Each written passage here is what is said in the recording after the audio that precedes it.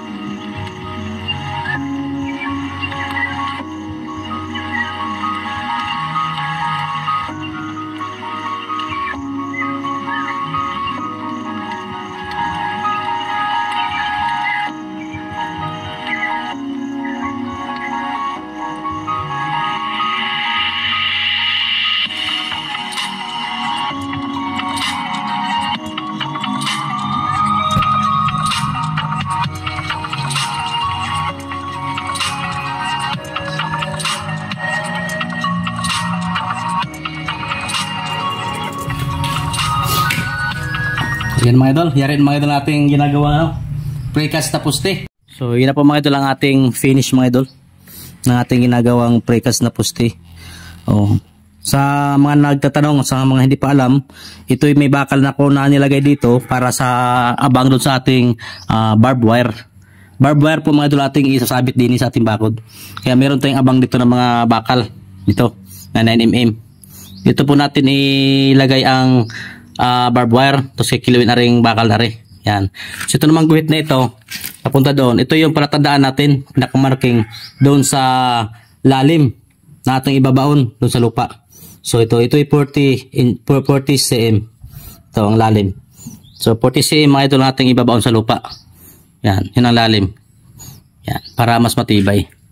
So salamat sa panood mga idol. Kung nagustuhan nyo mga idol nating video mga idol, huwag nyo kalimutan mga idol mag-like, follow and share mga idol. Salamat sa panood.